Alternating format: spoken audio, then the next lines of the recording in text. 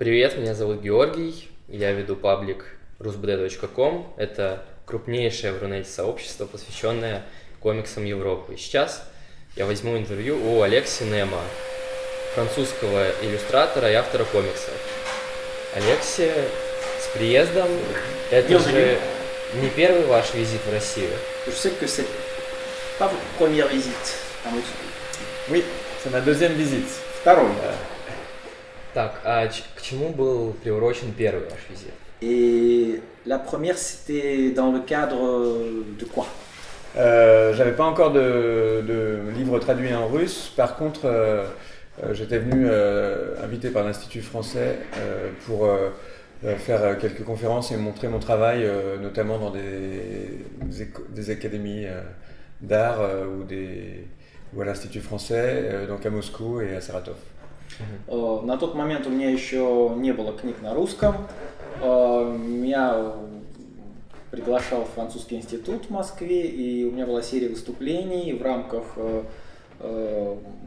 мероприятий, посвященных Жюль Верну. Они происходили в Строгановской академии в Москве и в художественном училище Саратова. Были встречи с художниками и лекции. А сейчас, как понимаю, ваш визит приурочен к выходу графической адаптации «Дети капитана Гранта». Et cette fois, c'est à cause de la sortie des enfants du Capitaine Grant en russe, c'est ça? Oui, c'est ça, Да, pour le Comic Con. на Комик-кон. Расскажите подробнее об этой графической адаптации «Дети капитана Гранта». Почему был выбран именно этот роман, насколько оригинальная история претерпела изменения, и почему вы решили сделать персонажам зооморфные лица? D'abord, pourquoi le choix de ce roman de Jules Verne? Puis, d'où est venu le choix de la technique graphique? Et pourquoi cette idée de faire des personnages de Jules Verne des animaux anthropomorphes? En fait, moi j'étais arrivé un peu par hasard dans cette collection qui était chez mon éditeur d'adaptation littéraire. J'avais proposé avec un ami une adaptation de Frankenstein qui était à leur proposer avec des personnages humains. Et puis, donc le projet était déjà en cours d'adaptation dans la collection d'adaptation littéraire de G. Delcourt. Du coup, comme il aimait bien mes images, il m'a proposé d'adapter un autre roman. Et assez vite, je me suis tourné vers Jules Verne. J'ai commencé à lire plusieurs romans. Moi, j'aimais beaucoup les romans d'aventure et de tour du monde parce qu'il y avait évidemment beaucoup de choses à dessiner. Comme j'ai une technique un peu longue, un peu compliquée, ça me paraissait intéressant de faire un récit comme ça qui voyage beaucoup à travers le 19e siècle et à travers les pays du monde. Il y avait déjà des romans en cours d'adaptation dans cette collection, donc quand j'ai lu Les Enfants du Capitaine Grant, ça m'a bien plu. J'ai bien aimé aussi le fait qu'il y ait déjà 3 parties distinctes qui permettaient de faire 3 livres différents avec une conclusion. Ça évitait de couper un peu au milieu d'un grand roman. Et alors après, le côté animalier m'est venu assez vite. Alors peut-être parce qu'on a baigné beaucoup dans ça. Nous, quand on était petits, en France, on avait beaucoup de séries animées avec des animaux, avec des personnages animaliers. Et puis aussi parce que moi, j'avais travaillé sur les Fables de La Fontaine juste avant dans des collectifs.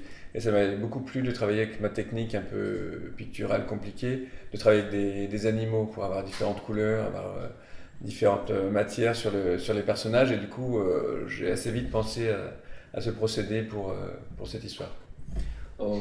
Книга вышла в коллекции издательства Делькур, которое объединяло графические адаптации литературных произведений. То есть издатель просил от авторов выбрать какое-то произведение и принести ему на выбор автора какое-либо произведение художественное, литературное и сделать его графическую адаптацию. Я сделал выбор в пользу Франкенштейна и принес ему свои странички с графической адаптацией Франкенштейна, естественно, с персонажами-людьми, но выяснилось, что Франкенштейн уже кто-то занял эту книгу, она уже вот-вот должна была выйти.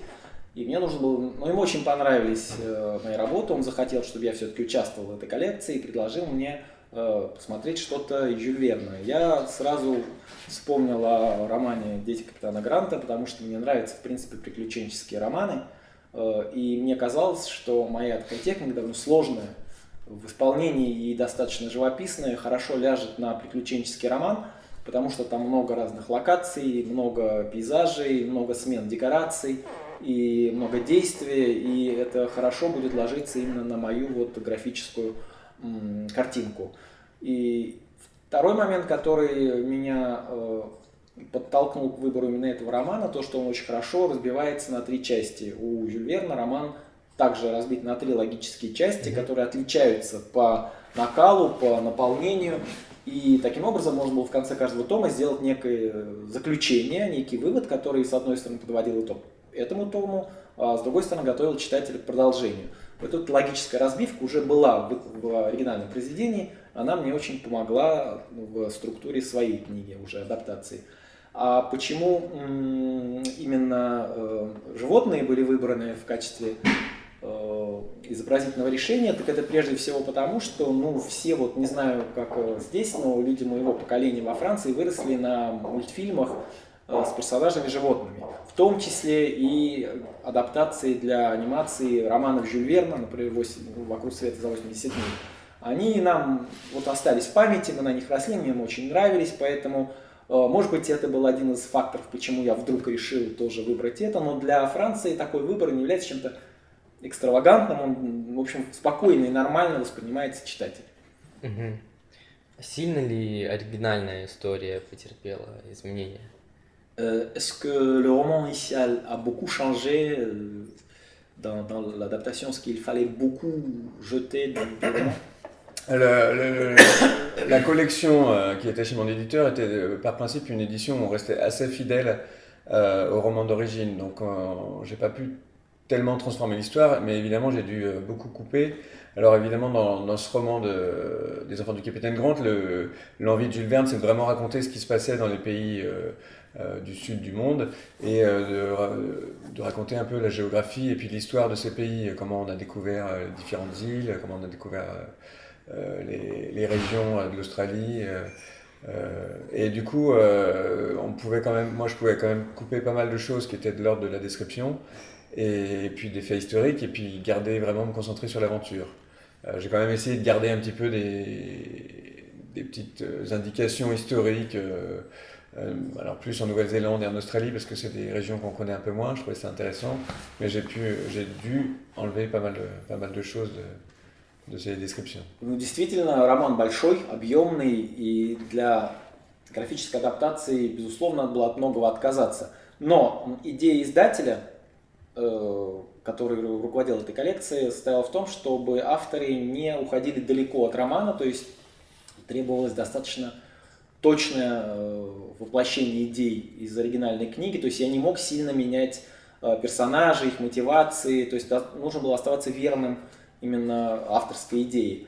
А что касается сокращений, прежде всего им подверглись, естественно, длинные описания, которые Жюль Верн всячески использовал для того, чтобы рассказать современникам, прежде всего, которые немного путешествовали, прямо скажем, как выглядели все эти дальние страны южных морей, как открывались острова, какова география этих регионов, какова история их открытия, история покорения. И, естественно, мне нужно было большую часть этих описаний из книги выбросить и сделать акцент в пользу действия. Но, чтобы все-таки читатель оставался в рамках вот именно 19 века, восприятия истории и географии 19 века, все-таки я какие-то исторические, прежде всего именно связанные с историей, а не с географией, описания старался оставить, особенно в 3 части, которая посвящена Австралии и Новой Зеландии, которые даже современные французы, скажем так, знают гораздо меньше. И мне показалось интересным оставить вот эти исторические факты,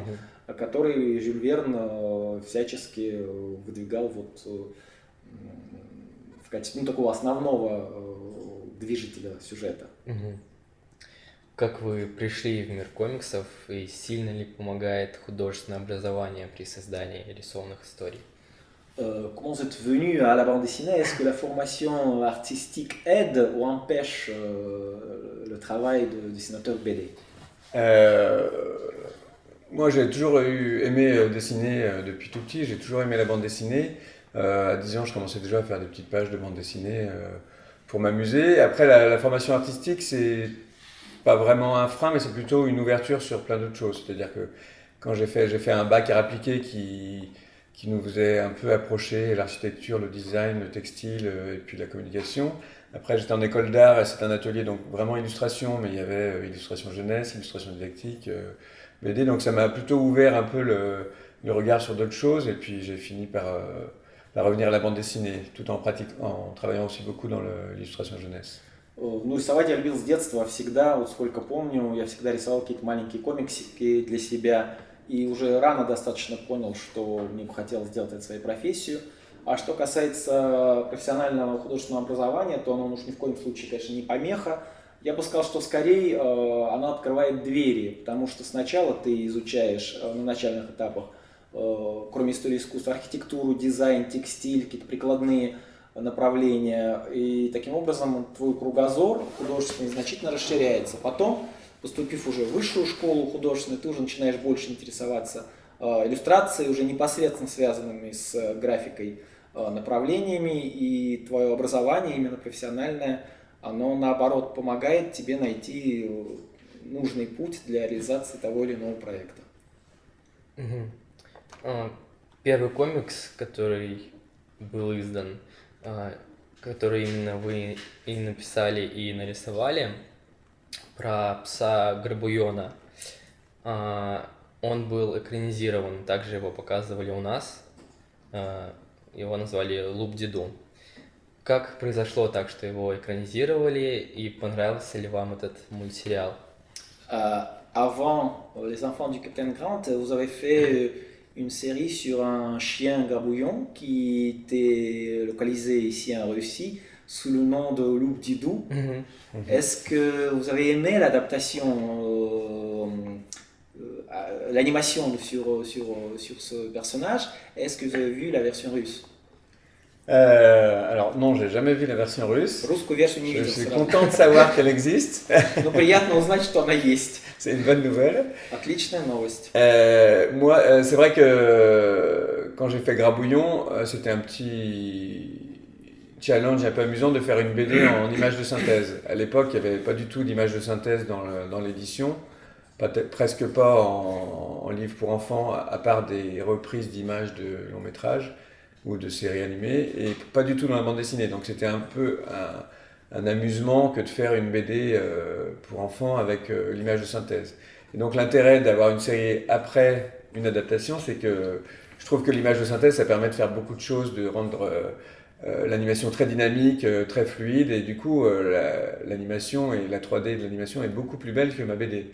Alors que souvent c'est l'inverse, quand on a des BD qui sont adaptées en dessin animé, comme les BD de notre jeunesse, comme je sais pas, les Schtroumpfs ou le Marsupilami, souvent c'est moins beau en dessin animé. Moi c'est l'inverse, c'est plus beau en dessin animé, donc c'est forcément une belle surprise d'avoir l'animation. Когда я рисовал Горбуйона, для меня это был скорее только эксперимент. Мне хотелось сделать такой электронный вариант комикса. Но в то время это было совершенно не распространено, это была скорее новинка. Мне просто хотелось попробовать, как этот инструмент работает. Для меня это было скорее развлечение. И опыт такой вот не очень, так скажем, далеко идущими последствиями. А потом решили эту серию адаптировать для мультика 3D. И это один из редких случаев, когда фильм оказался гораздо лучше, чем комикс, на основе которого он сделал, потому что мы привыкли видеть прямо противоположное.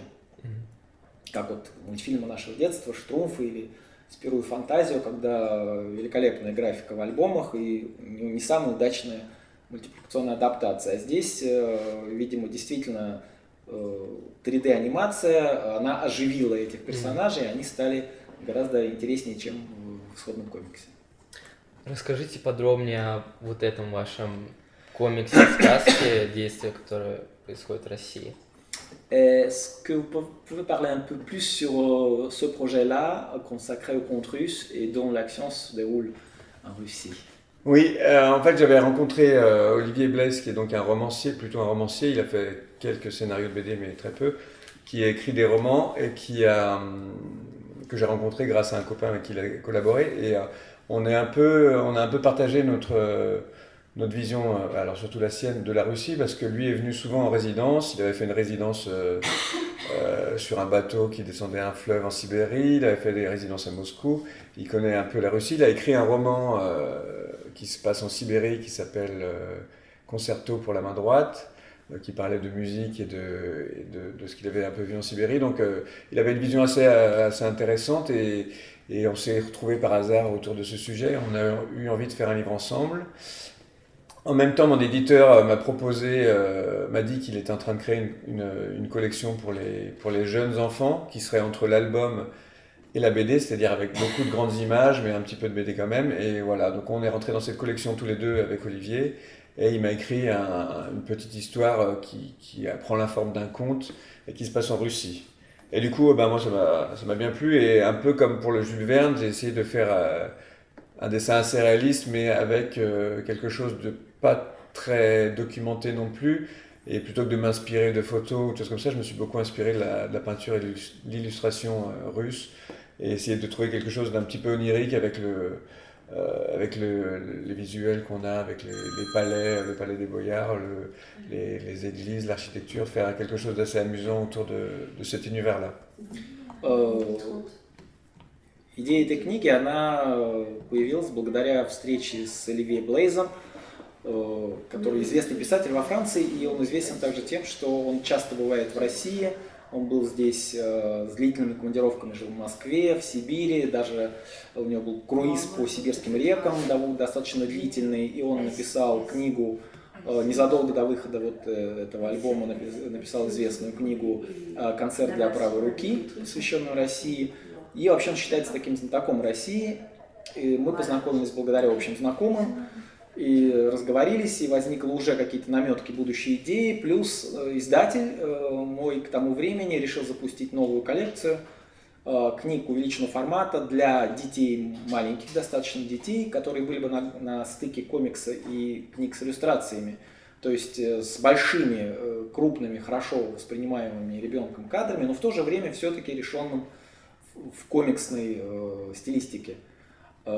И мы подумали, что имеет смысл объединить наши усилия и попробовать сделать книгу, посвященную именно русским сказкам и русской такой фэнтезийной культуре. И, собственно, вот так появилась эта книга, в основе которой вот вы можете видеть, в основе, скажем так, графической идеи лежит полотно Васнецова. И, в принципе, вся книга, она в основном в качестве источника вдохновения имеет русскую живопись, именно живопись, скорее даже больше живописи, а не иллюстрацию XIX века. На данный момент последняя ваша работа «Хариф-клан». Это история про жуткое приключение Микки Мауса. Она выпущена в сотрудничестве Диснея и Глина. Здесь есть, да? Вот. Собственно, и она нарисована вами по сценарию Луиса Трандема. Вот, расскажите подробнее про эту серию, про сам комикс и про ваше сотрудничество с Луисом. Votre dernière BD en date, c'est celle-là, Horrificland, une histoire sur Mickey scénarisée par Louis Trandey. Est-ce que vous pouvez parler un petit peu sur ce projet-là et sur la collaboration avec Trandey? Oui, alors donc la collection de Mickey chez Glénat, c'était une idée qu'il a, lui, donc l'éditeur depuis longtemps. En fait, il avait racheté les droits de diffusion des comics classiques Disney en France, donc Mickey, Picsou, des choses comme ça. Et il a commencé par faire des intégrales sur les grands auteurs des comics autour de Disney, comme Karl Barks ou Floyd Gottfredson. Et dans un coin de sa tête, il avait envie de faire une collection de Mickey, mais repris par des nouveaux auteurs franco-belges, Loisel en tête. Et donc voilà, je suis rentré dans cette collection grâce à Lewis Trondheim, qui m'avait proposé de travailler avec lui il y a plusieurs années, un peu au moment où j'étais en train de travailler sur le Maître des tapis avec Olivier. Et donc au moment où j'étais enfin disponible, il m'a proposé de rentrer dans cette collection. Donc je suis rentré comme ça un peu par hasard dans la collection. Moi ça m'a beaucoup plu parce que j'ai beaucoup d'inspiration sur la peinture et l'illustration classique, mais je suis aussi assez fan du début de l'animation, notamment des fonds peints dans les premiers Disney ou dans les premiers films d'animation dans les années 30-40. Et donc là, cette collection, ça permettait aussi d'être assez libre sur le graphisme et sur l'univers qu'on voulait exploiter, parce que Mickey, il a 90 ans, donc il y a le joli Mickey d'antan, et puis il y a le nouveau Mickey tout rose avec les yeux. Et on pouvait choisir son Mickey, on pouvait choisir son univers, et on pouvait choisir un peu son graphisme. Et c'était intéressant pour ça. Я думаю, что имеет смысл начать с представления самой коллекции. Дело в том, что несколько лет назад издатель Glénat решил, у него давно была идея выкупить на европейскую дистрибуцию права на классических героев Диснея. Это и Микки Маус, и Дональд Дак. И предложить современным французским комиксистам создать на основе этого имажинариума раннего Диснея свои собственные истории. Мне эту историю предложил войти в эту коллекцию Леви Страндай. И очень много художников, в принципе, приняли участие во главе с Режисом Блуазелем. И мне идея показалась интересной, я согласился участвовать в ней, потому что среди источников моего вдохновения всегда были не только художники, классики, там, фламандские и так далее, но и Микки Маус. Я всегда любил Микки Мауса, и мне очень нравилась работа с цветом уже, когда я стал профессионалом, как красились фоны, например, в мультфильмах 30-х, 40-х годов. Это именно художественное решение старых диснеевских мультфильмов. Мне было очень интересно, поэтому мне показалось любопытным попробовать воспроизвести вот эту атмосферу, в которой я рос, и применить к ней мою графическую технику. Тем более, что издатель нам оставил свободу выбора. Микки Маус исполнилось 90 лет, за эти 90 лет он претерпел большую эволюцию, и художники могли выбирать тот период, даже внешний, тот период, который им ближе, и попытаться локализовать свою историю именно вот в том или ином периоде эволюции Микки Мауса. Угу. Раз уж речь зашла про вашу графическую технику, расскажите про нее подробнее, что вы используете вообще при рисовании. Est-ce que vous pouvez parler un petit peu plus sur la technique graphique? Comment ça se produit? Quels sont vos procédés? Вообще всех или только именно для Капитана Гранта? Потому что они менялись же часто. Ну, давайте про Капитана Гранта. À partir de Capitaine Grant, on ne parle pas de Grabouillon. Oui.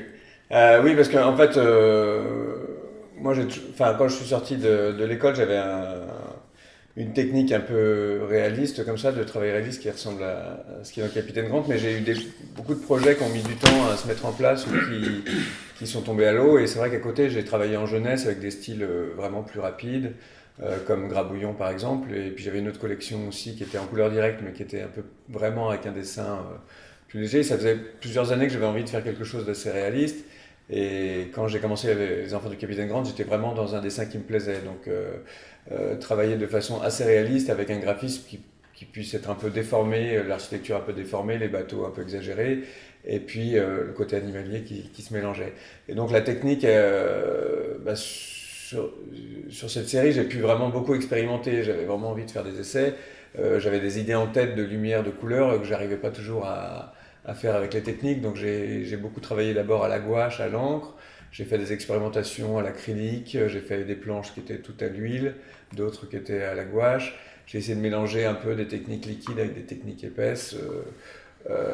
Voilà, donc beaucoup d'expérimentation, même avec pastel, crayon, quand j'avais de la place. Et après, je me suis rendu compte que, et surtout en arrivant vers le 2e et 3e tome, que j'avais vraiment beaucoup de choses à raconter et beaucoup de choses à mettre dans les images. Il y a une galerie, ils sont une petite équipe de personnages qu'il faut représenter et beaucoup de détails dans le décor. Donc je me suis quand même, j'ai fini par me contenter de la technique qui me va le mieux, ce qui est le mélange d'encre et de gouache.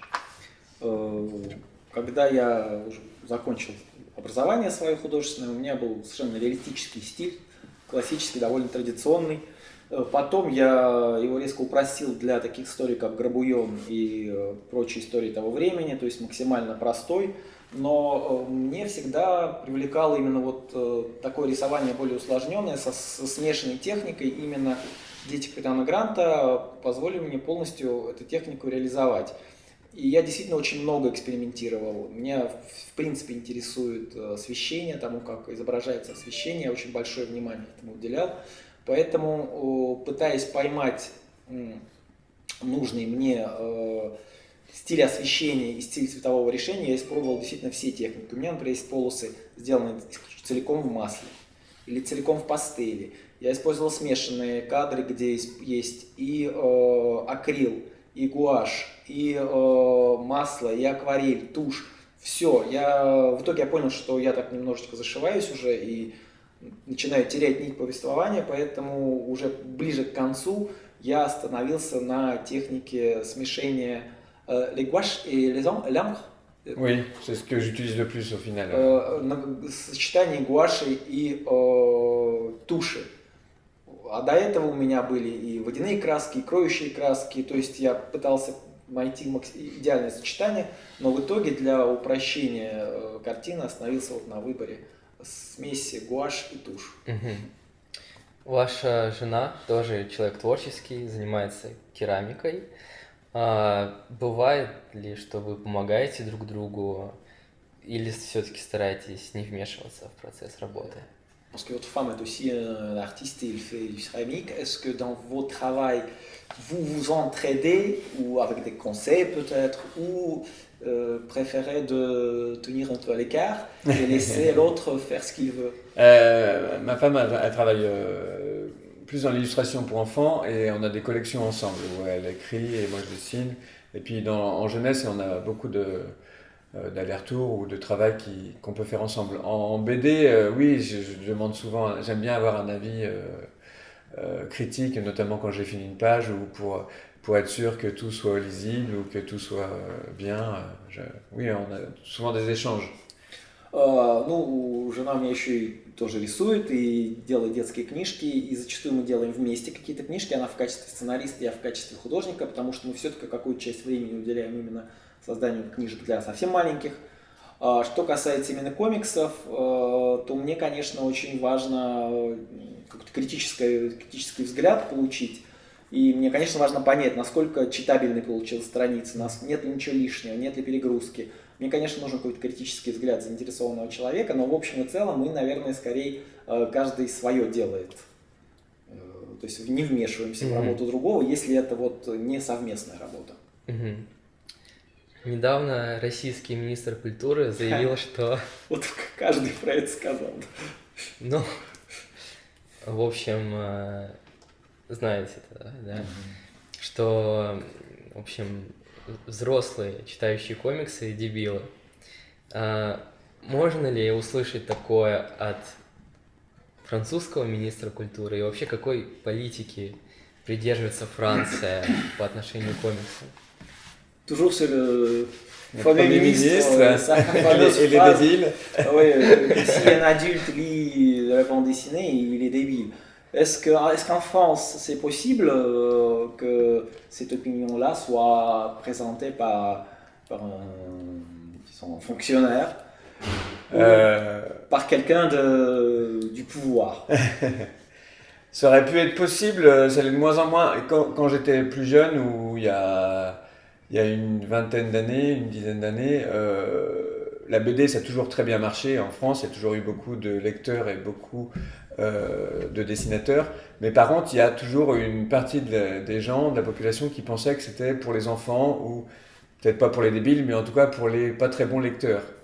Donc on croisait toujours des gens qui ne sont jamais intéressés à la BD et qui pensaient que c'était un sous-genre de littérature, et ça existait. Maintenant, c'est beaucoup moins le cas parce qu'on a eu l'apparition des romans graphiques qui sont vraiment plus proches du roman, qui sont plus adultes, qui sont plus sérieux.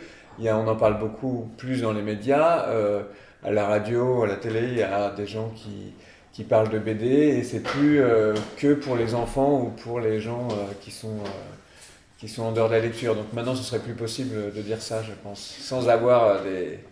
Я думаю, что сейчас такое представить себе никак невозможно, особенно со стороны представителя правительственных кругов, скажем так. Это просто невозможно себе представить, иначе он получит очень серьезную критическую волну в свой адрес.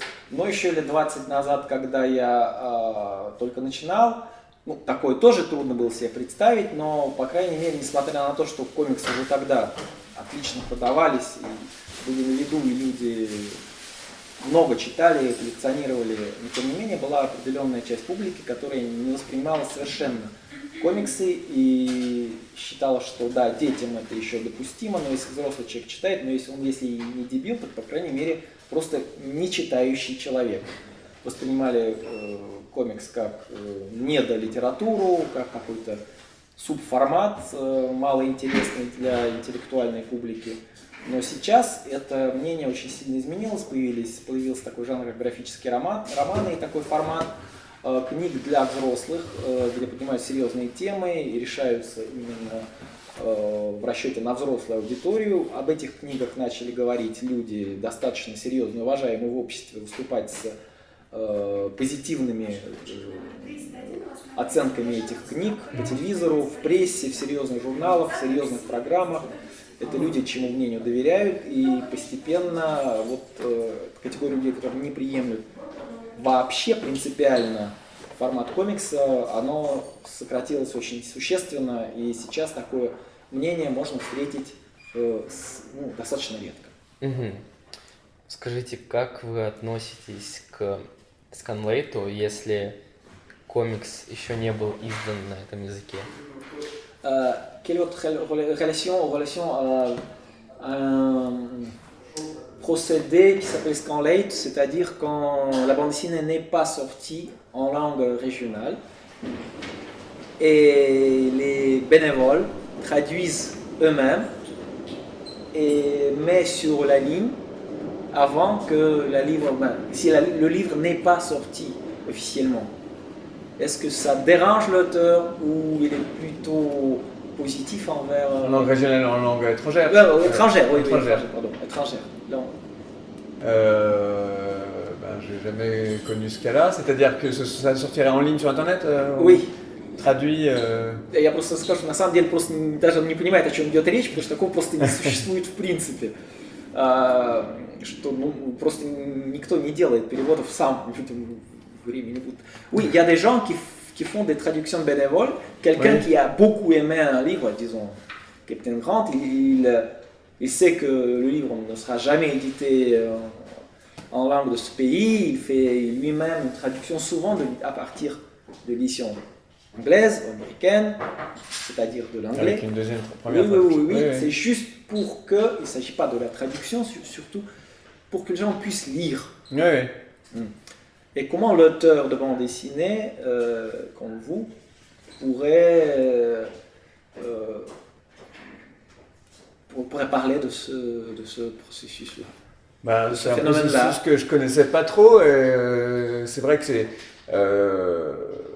ça arrive dans le monde du cinéma, de la série et de la musique d'avoir on retrouve les créations sur Internet, on assimile ça à du piratage ou avec la possibilité de voir des films ailleurs ou plutôt que la sortie ou avec des traductions. Donc nous, la BD, ça ne nous touche pas en France, le problème d'utilisation des images. Donc moi, j'ai jamais vu ça. Après, pour moi, c'est une autre la façon d'avoir des nouveaux lecteurs, ça peut être intéressant, plutôt que de ne pas apparaître du tout. Alors évidemment, pour les éditeurs, c'est un peu embêtant, parce que si justement, après, ils ont envie de l'éditer et qu'il est diffusé... Mais je ne pense pas que ça existe les grosses diffusions à grande échelle. Non, c'est 3, 4, c'est impossible, c'est des amis ou une façon de faire découvrir. En plus, dès que le livre est sorti, normalement, les gens enlèvent ça. Дès que le livre est sorti officiellement. Я переведу. Действительно, для нас, я просто даже не очень хорошо понимаю, о чем речь и что, собственно, скрывается за этим вопросом, потому что в отношении банд десине у нас такого просто нет, в принципе. Тогда, когда есть пиратство, когда там кто-то копии фильма раньше времени с каким-то своим переводом фанатским может где-то поместить, и это носит какой-то такой немножко подпольный характер, но это связано либо с музыкой, либо с кино. Но с комиксами, я, честно говоря, вообще толком никогда не слышал, что кто-то сам переводит и выкладывает, но если так подумать, то это, наверное, неплохо, что с твоим творчеством начинает где-то знакомиться, сколько там может, человек 10-15 друзья, это же явно не является источником каких-то средств делается исключительно на энтузиазме. Ну, наверное, это интересно до тех пор, пока книга не вышла, почему бы нет. En fait, c'est plutôt intéressant parce que du coup, c'est des bouts de culture qui traversent comme ça. Nous, on avait ça plutôt en musique où il y avait des choses qui sortaient, auxquelles on n'avait pas accès mais qui sortaient dans d'autres pays et celui qui pouvait se le procurer se le faisait découvrir. C'est très intéressant, ça permet de montrer Да, мне это des кажется choses. интересным. Собственно, культура, она так и развивается, она путешествует именно благодаря таким маленьким элементам, фрагментам какой-то культуры. Ты начинаешь узнавать лучше другую страну, другую культуру. Вот так, например, с музыкой, послушав музыку из какой-то далекой, неизвестной тебе страны, тебе кажется, что стало тебе немножко ближе. Поэтому вот этот аспект взаимного проникновения в культуру, он мне представляет довольно интересным. Мгм.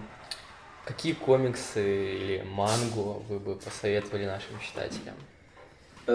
Quelle bande dessinée ou peut-être manga vous conseillez à nos lecteurs? Beaucoup de choses. Много их. Moi, j'ai eu mes périodes en tant que lecteur selon mon âge et mon envie de dessin. Donc, il y a plein de choses que j'ai aimées. Ado, j'étais un grand fan de Loisel et de son travail, La Quête de l'Oiseau du Temps ou À la recherche de Peter Pan. Non, Peter Pan plutôt. Peter Pan. Maintenant, je suis un peu moins lecteur de bande dessinée. Je lis beaucoup de choses plutôt humoristiques, comme le travail de Lewis Trondheim ou différentes BD. Après, il y a des trucs, enfin des séries que j'ai trouvé être des chefs-d'œuvre qui ont bercé un peu mon travail d'étudiant, comme je parlais tout à l'heure de Otomo et d'Akira, mais aussi d'illustrateurs américains comme Kent Williams ou Sienkiewicz, Sienkiewicz, il a fait un Electra par exemple, qui étaient des grandes séries qui m'ont beaucoup marqué en termes de narration et de dessin. Alors des choses plus récentes, je sais pas, il y a beaucoup de choses. Ой, ну всего так много, даже не знаю, на чем остановиться. Ну, во-первых, мои вкусы сильно менялись с возрастом. По мере того, как я уже сам становился автором, они тоже немножко начали эволюционировать. Но когда я был подростком, я был очень большим фанатом Луазеля. Это «В поисках птицы времени» и «Питер Пен». Потом я больше немножко сместился в сторону юмористических комиксов того же Льюиса Трondайма. Что касается манги, ну, в свое время на меня большое впечатление произвел Атома, естественно, и Акира, и некоторые американские художники, такие как Билли Сенкевич, и l'autre, l'américain, c'était Kent Williams. Кент Уильямс. Мгм. Вот, тоже. А так, я даже, чтобы еще назвать, всего так много, я прям просто теряюсь. Какие у вас дальнейшие творческие планы, чем вы сейчас занимаетесь? И нет ли у вас желания сделать комикс для исключительно взрослой аудитории? Projet à venir ou en cours. Et puis, est-ce que vous n'avez pas d'envie de faire un roman graphique, c'est-à-dire une lecture 100% adulte? Ben, adulte du côté du contenu. Oui. Oui, en fait, donc là, le projet sur lequel je travaille, j'ai commencé à travailler, c'est donc encore avec Lewis Trondheim, donc dans une grande série qu'il fait avec Sfar, où il y a beaucoup d'albums différents avec beaucoup de dessinateurs différents. Donc c'est un gros projet qui est assez marrant pour ça, parce que leurs personnages sont utilisés par plein d'autres dessinateurs. Donc c'est une grosse série très ambitieuse je pense qu'il y a au moins 60 bouquins déjà sortis, c'est un gros truc, donc c'est amusant. On avait le projet de refaire un Mickey aussi, c'est un dossier qui est chez l'éditeur, on n'a toujours pas de réponse. Après, mon éditeur des Enfants du Capitaine Grant est toujours demandeur et me parle de temps en temps si j'avais pas envie de refaire une adaptation. Alors ça, je repousse un peu, pourquoi pas. Et puis, oui, moi, c'est vrai que j'aurais envie de faire quelque chose de sortir un peu du monde de la jeunesse pour des prochains projets, notamment si jamais je devais faire une adaptation, ce serait un truc un peu plus dur et plus J'ai une sérieux. idée. On va te le proposer après. Ah, d'accord. Ну, что касается текущего проекта, я сейчас уже заканчиваю работу над проектом, которым руководят Сфар и Трondайм. Это их огромная совершенно целая вселенная, там уже где-то книг 60 вышло разных художников, они придумали персонажей, этих персонажей используют все современные художники практически и делают свою мини-историю. на тему вокруг вот этой вот такой юмористической фантазийной локации. Но пока вот больше об этом особо говорить нежелательно, скоро книга выйдет, все узнают, но здесь, поскольку все-таки меньше распространены комиксы, я думаю, что можно приоткрыть немножко занавес тайны. Есть еще идея продолжения Микки Маусов, проект подан издателю, сейчас он ожидает своего решения, следующая книга Микки Мауса. Издатель из коллекции графических адаптаций романов постоянно меня тоже дергает, не хочу ли я сделать еще одну книжку в его коллекцию. Я, в принципе, над этим тоже думаю и надеюсь, что рано или поздно я это сделаю. Но действительно, вы правы, может быть, мне захочется сделать историю более жесткую, более такую суровую, действительно рассчитанную на более взрослую аудиторию. Что бы вы хотели пожелать русскоязычным читателям, в особенности тем, которые не смогут посетить вот ваши встречи сейчас? Quelques mots peut-être pour les lecteurs russes qui ne pourront pas visiter Comic-Con ou Morse et vous écouter sur place. Quelques souhaits peut-être de la part de l'auteur. Des souhaits pour les lecteurs Для читателей вашего сайта? Ну, вообще для всех Pour русскоязычных. lecteurs russes en général, pas forcément du site. Ah bah, en tout cas, j'espère que déjà ils vont prendre du plaisir pour ceux qui seront lecteurs des Enfants de Capitaine Grant. J'espère que ça va leur plaire. Après, que le monde de la BD s'enrichisse en Russie avec plein de titres et qu'effectivement on se rende compte que c'est pas que pour les débiles. Ну, во-первых, я буду рад, если русские читатели будут читать вот мою книгу «Дети капитана Гранта» и открывать таким образом для себя французскую банд-десине. Ну и в целом я вижу, что в России рынок постепенно растет, появляется все больше комиксов. Вот даже по сравнению с предыдущим разом я хочу еще раз подтвердить, что да, действительно, комиксы это отнюдь не только для дебилов, просто нужно их открывать для себя и не бояться.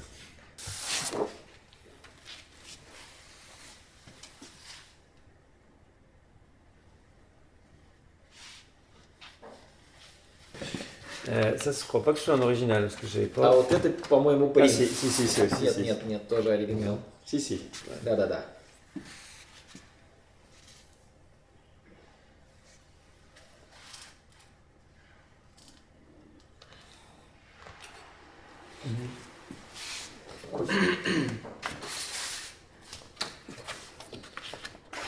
Видел ценник на каком-то сайте за оригинал. Лучше не видеть. Ценник.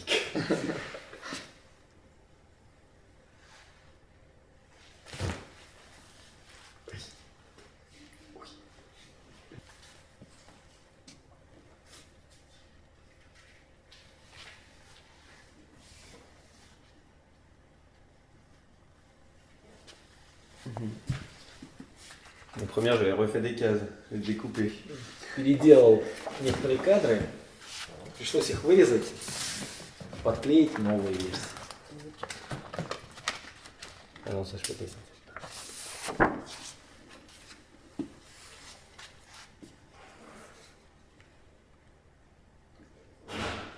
Да, по-разному получается выглядит. Тоже вот здесь подклеено. Ça c'est aussi collé, découpé, non? Non. Нет. А почему по-разному? Pourquoi la couleur est différente? Là, c'est beaucoup de gouache, alors c'est mat. Et là, il y a beaucoup d'encre, alors ça fait brillant. Просто здесь гуашь, поэтому он матовый, а здесь основа тушь, поэтому отблески отсвечивает. Et là, c'est un peu d'huile là, un peu, А здесь даже масло sur les personnages. на персонажах.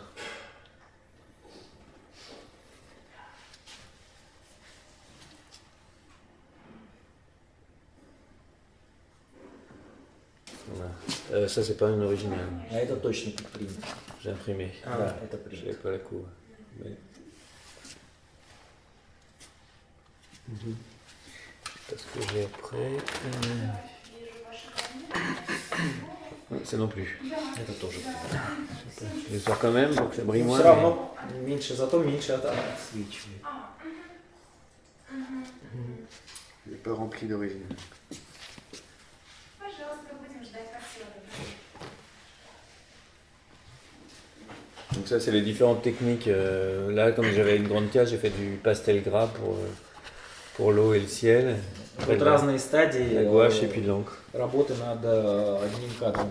Сначала пастель, потом идет гуашь и тушь, подбор фактур для разных элементов. Ça, c'est le...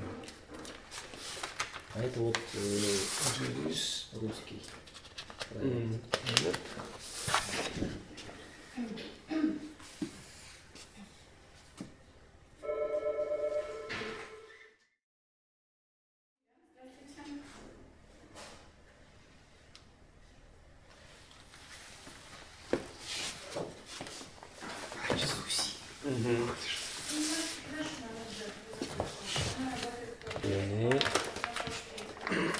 Et le Mickey.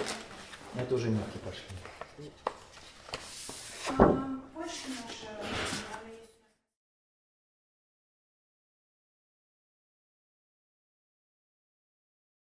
собака.ру-hotel.com. Да.